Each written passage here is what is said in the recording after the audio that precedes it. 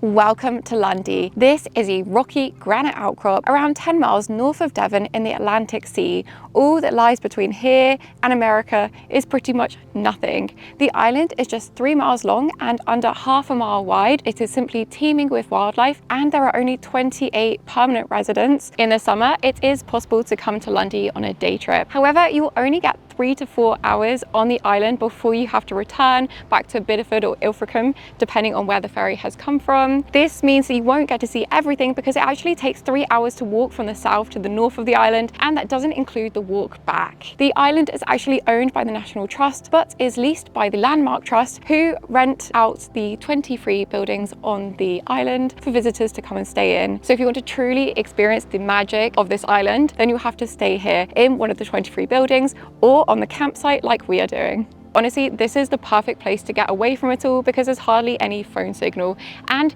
after midnight there's not even any electricity.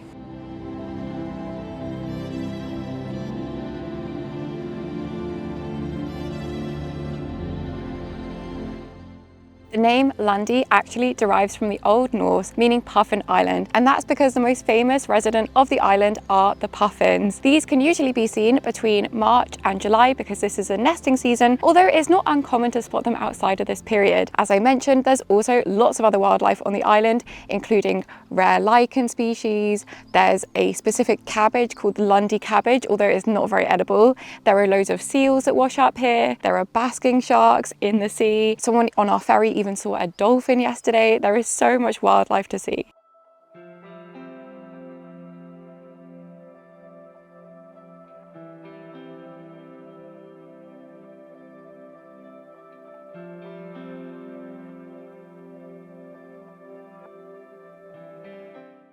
The ferry only runs from the late spring through the summer to the early autumn. The rest of the year you have to take the helicopter and you can't stay in the camping. The ferry itself is the MS Oldenburg, which is a 1950s built ship that was originally used as a ferry, then as a cargo ship, and now again as a ferry. But the main thing to note is that it's also the main cargo ship for Lundy, and so every time that you take the boat, you'll also be bringing across at the same time all of the supplies that islanders need, like food. No need for fresh water anymore because there's actually drinking water. I think it's only been there for around 10 years. But yeah, the ferry ride itself takes around 2 hours depending on weather conditions. It can only take an hour and a half, and I would advise you to bring seasickness tablets or sit outside for the duration of the journey because it is very, very choppy. On the way here, we were told that's the best ferry ride that a lot of the people who come here regularly have ever experienced, and to be honest, it was quite bad. There was a lot of seasickness, so yeah, do be prepared.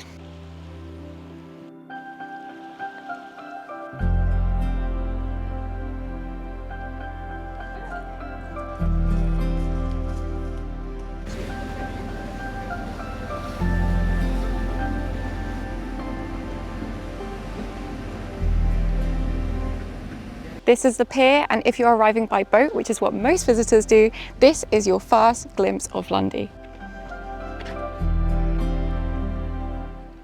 The pier is at the very end of the island, next to a tidal island called Rat Island. This one can only be reached at low tide, as during high tide the sea will cover the causeway, and Rat Island is right next to the mini Mouse Island.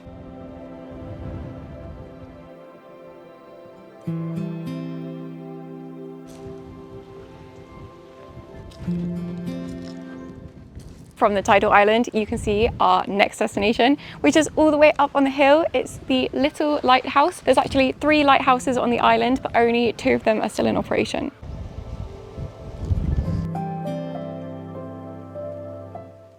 There are over 40,000 breeding seabirds on this island, and to prevent the spread of disease from other locations, you have to walk through this disinfectant mat when you arrive on the island, and then you are free to explore. I do recommend bringing along a pair of binoculars because this way you'll get to see really far away birds.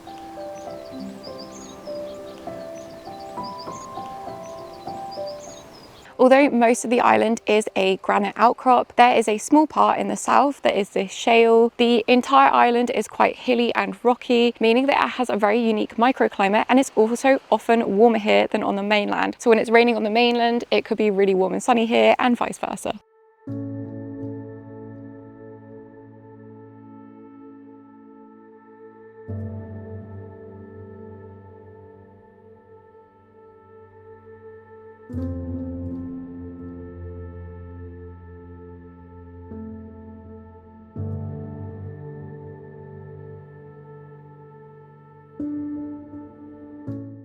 One of the best ways to see the local seal population is by heading down to the beach, which is right next to the pier, sitting down with a pair of binoculars as the sun is shining. Lots of the seals will pop their heads out of the water and you can spy them from a distance.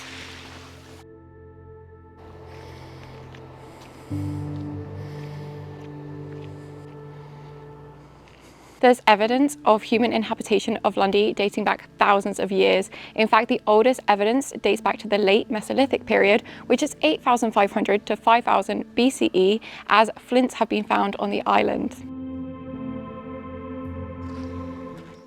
Some of the oldest Christians to have lived in the British Isles also lived here on Lundy, as there's evidence of Christian burial mounds dating back to between the 5th and the 8th centuries near the Old Light.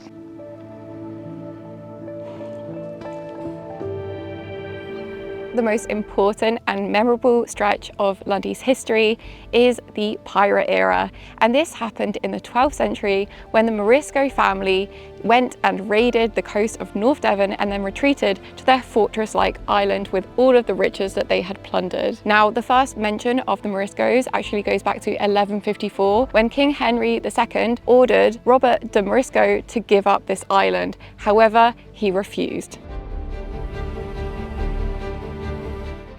Unfortunately for the kings of England, the Moriscos continued to be troublesome, and in the 1190s, William de Marisco continued to raid the coast of North Devon. By the time 1216 had rolled around, he'd actually been imprisoned for helping the French and the Scots plot against the English king.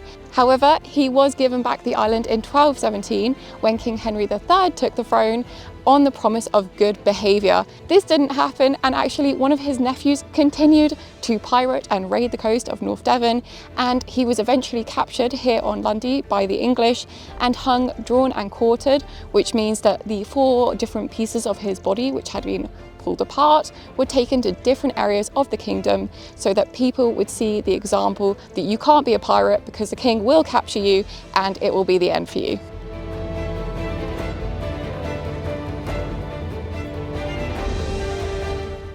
By the middle of the 13th century, the kings of England had had enough, and so in 1243, King Henry III built a royal castle here and installed a permanent garrison. From then on, for the next 400 years, the island passed between royals and nobles, and it wasn't very settled during this period, but there were no more pirates. Today, most of the castle actually dates back to the 17th century. It has been transformed into holiday lets, so if you book up to a year in advance, then you can stay in one of them. If you don't book in advance, the chances are during the summer months, all of the properties on the island will be sold out and you'll have to go to the camping.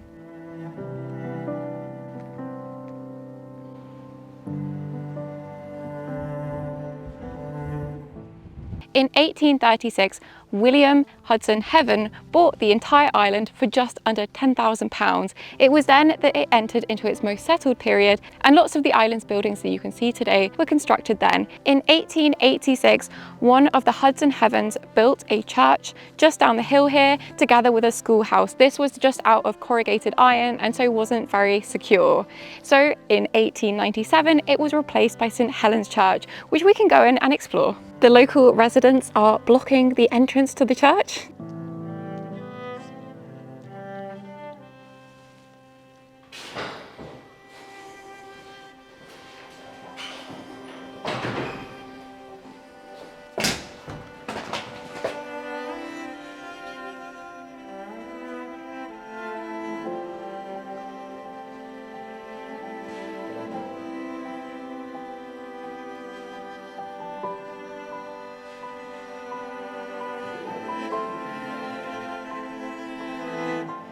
During the 19th century, the Hudson Heavens also set up a granite quarrying company, and you can see remnants of this all over the island, but this is no more prevalent than in the town area, which is called the Village, and this is where you'll find the pub, a lot of the accommodation, and some other storehouses.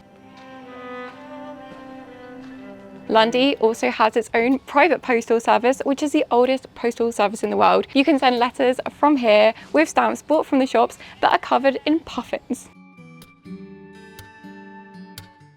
The Marisco Tavern is the only eatery on the island, and as such it bills itself as being everything for everyone. It serves breakfast, lunch, dinner, drinks, and it doesn't even have a closing time. It closes when the last client leaves.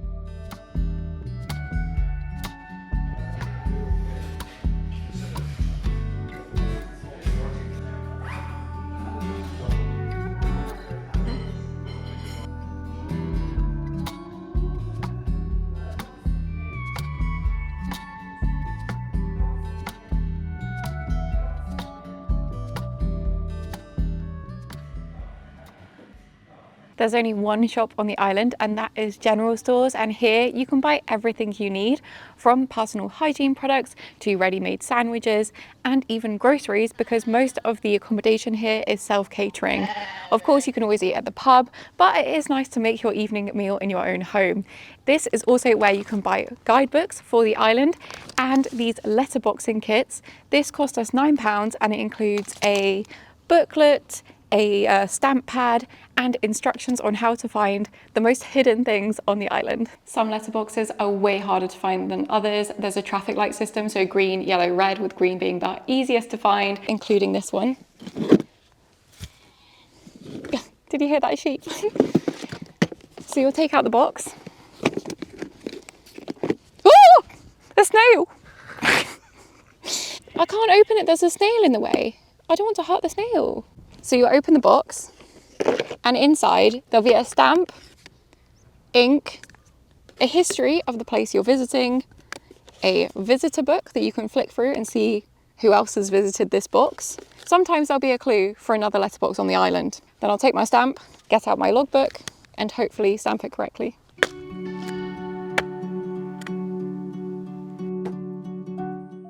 There's also this tiny museum where you can learn more about the history of Lundy.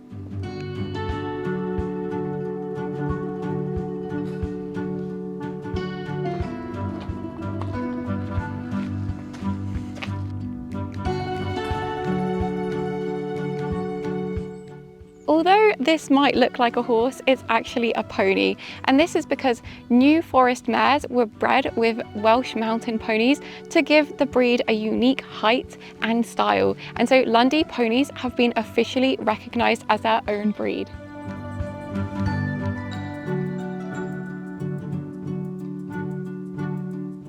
As soon as you head out of the village and head north, you'll find that Lundy has a distinctively different feel.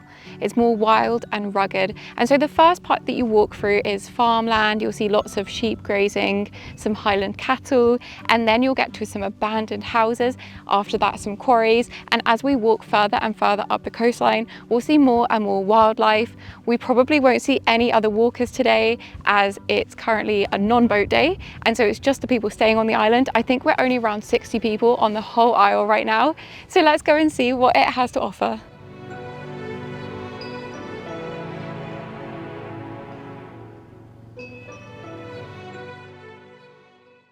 Perhaps nothing has changed the face of Lundy as much as the granite quarrying. From 1863, for around 5 years, 200 men were employed to quarry the entire island, mainly the east side, under the Lundy Granite Company. All of this came crashing down in just 5 years because of alleged financial misconduct.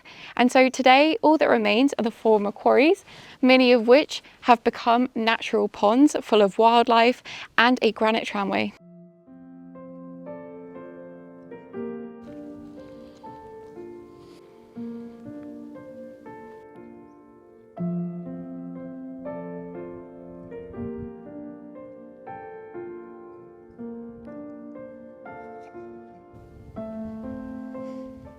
Felix Gade managed most of the island for the majority of the 20th century, and today he's commemorated here at the Timekeeper's Hut, which you can go in and see.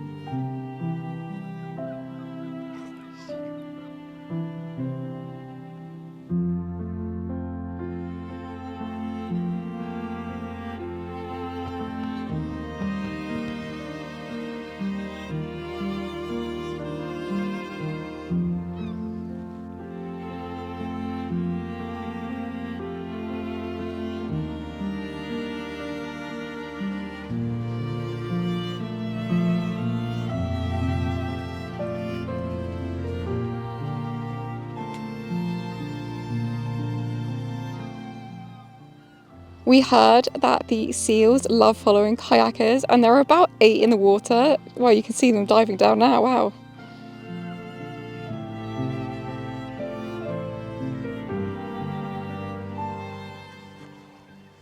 The halfway wall is so called because it marks the middle point of the island.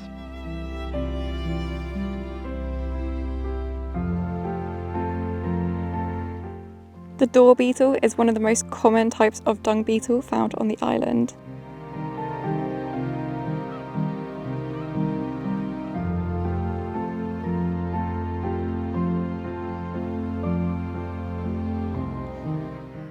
When you're walking around the island, do be sure to check out all of the rocks because Lundy is home to over 350 species of lichen, with 45 of these being nationally rare. There's also over 400 types of fungi to be found here.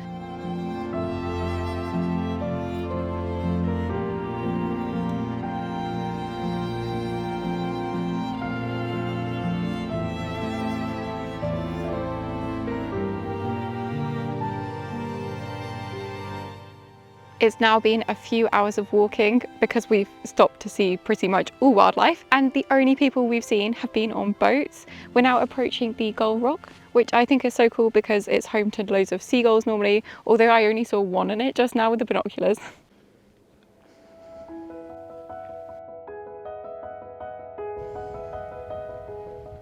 The path came to an end, and so we're walking back up towards the centre of the island, the north centre, and it's amazing the difference here. This is a gorse moorland, whereas down below it was leafy ferns. It's so different, and amazing the diversity of this island.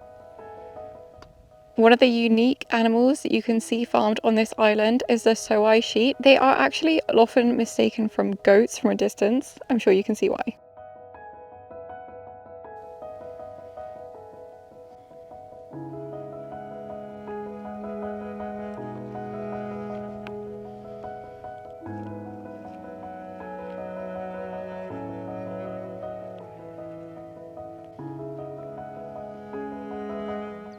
As I mentioned, the isle is only half a mile wide, and so you can see both points in the shot right now.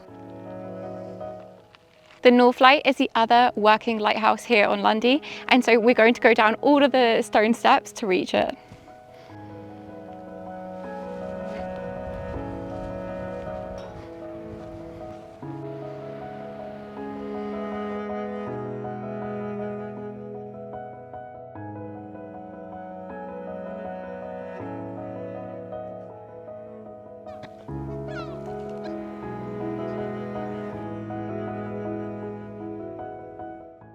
The North Light dates all the way back to the end of the 19th century when it replaced an older one on site. This is a great spot to watch the seals, and there's also the remains of an old railway here that used to be used to winch things down to the light.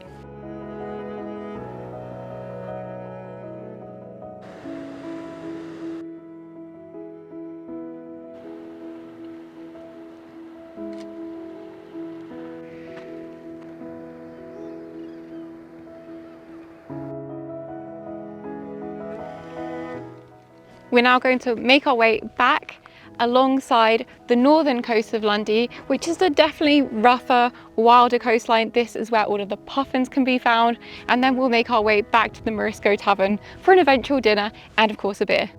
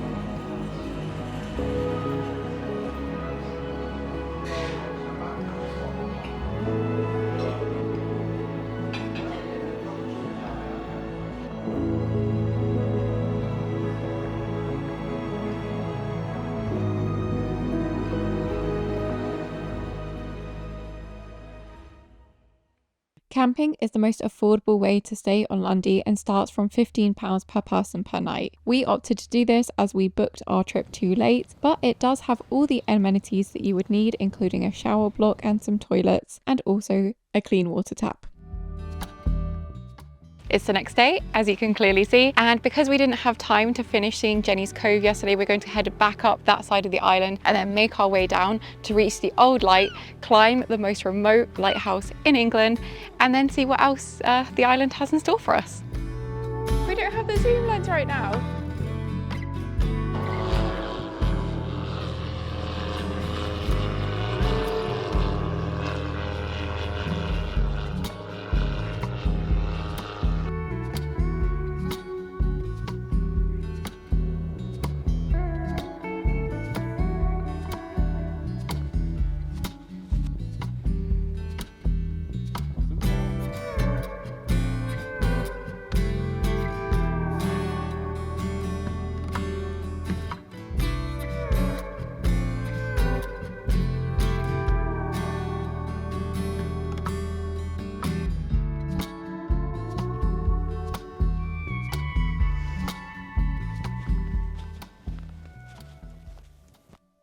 This is the entrance to Jenny's Cove. This area is so called because of a shipwreck named Jenny which crashed off of the treacherous waters here. Actually, the Bristol Channel is one of the most dangerous stretches of water in the entirety of the UK, and there are over 200 shipwrecks in the waters here. This area is also one of the most popular places to visit on Lundy because it's where the colony of puffins live when they're here in the summer months. To be honest, puffins live most of their life at sea, but they do come to land, such as on Lundy, in order to have their pufflings, and this is where the pufflings hatch. So hopefully, fingers crossed, we'll be able to see some puffins today. Let's go.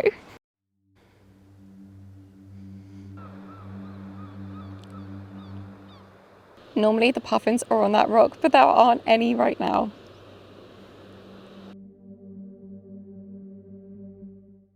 Unfortunately, there were no puffins there today, although I did see one lone one further down the coastline, as it's thought that they've all now left for the season. They're going to go all the way to South America and then they'll come back again next year. Jenny's Cove itself is right next to the halfway wall, so around 1.5 miles down the island. And most days during the summer, there's a volunteer here who has a very, very long telescope where you can watch the seabirds and learn more about the other wildlife here. This year, around 600 lone puffins were spotted in Jenny's Cove, and based on previous estimates and other factors, it's believed that there's now around 1,800 puffins here on Lundy.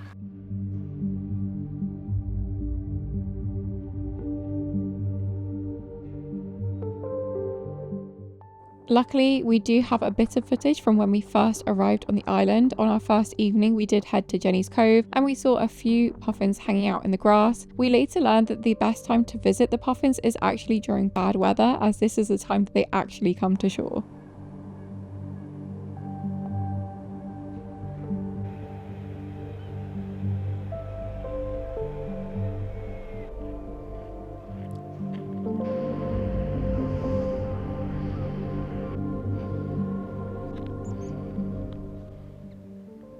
As I mentioned, these waters are incredibly treacherous and there have been so many shipwrecks off the coast here. And so the Old Light was originally built to try and combat this problem.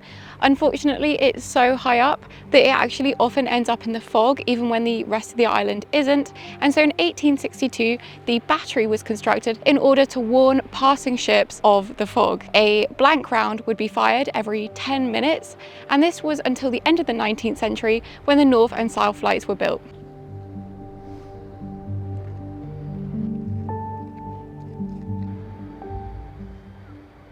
We're at least 3/4 of a mile away from the village, and walking down these steep and narrow steps, it's hard to believe that 13 people once lived here. That's right, the 2 gunners, because they had to alternate since it was every 10 minutes, both lived down here at the bottom next to the guns, and their families lived here too. I can't imagine how it must have been to hear the gunshots every 10 minutes the whole time.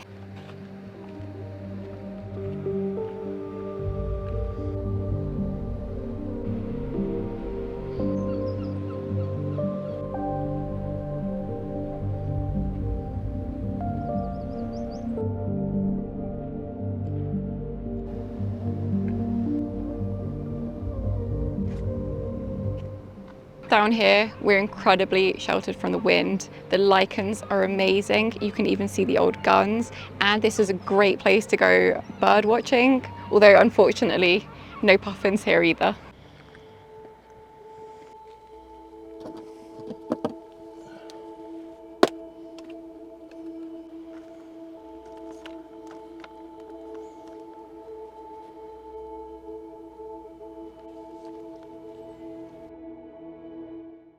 Today is a boat day, which is when up to 250 day trippers come to the island from North Devon. And to be honest, you can really tell the difference. Yesterday, when we were walking around, it wasn't a boat day. We didn't see anyone the whole day, apart from when we got to the North Light. Today, we've seen 3 or 4 sets of people. Obviously, that's not very many still, but there's a considerable difference. Now, let's go on to our final stop of the day, which is the Old Light.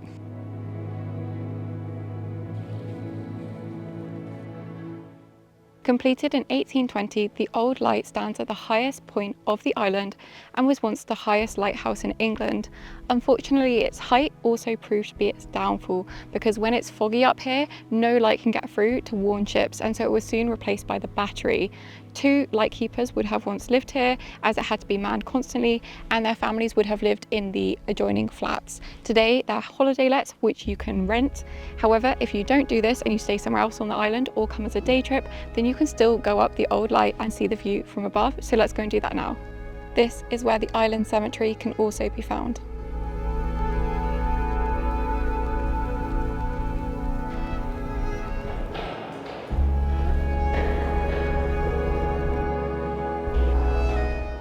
There's a surprise for us at the top. 2 deck chairs.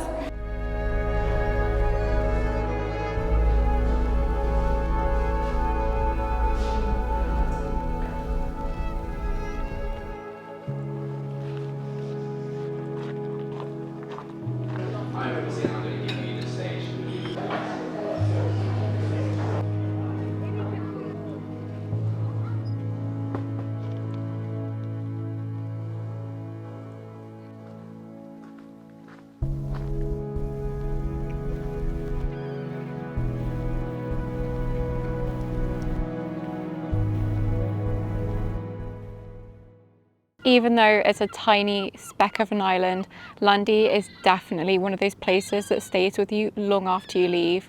From gazing at the sheep grazing outside the Marisco Tavern, to spotting seals sunbathing in the water, and discovering the wild north where the North Light is, there's something for everyone to really enjoy and remember here. And I can see why people come back year on year. I really have enjoyed our time here, and I'm so glad that we stayed for a few days. I just don't think that a day trip would have been enough to truly get the spirit of Lundy.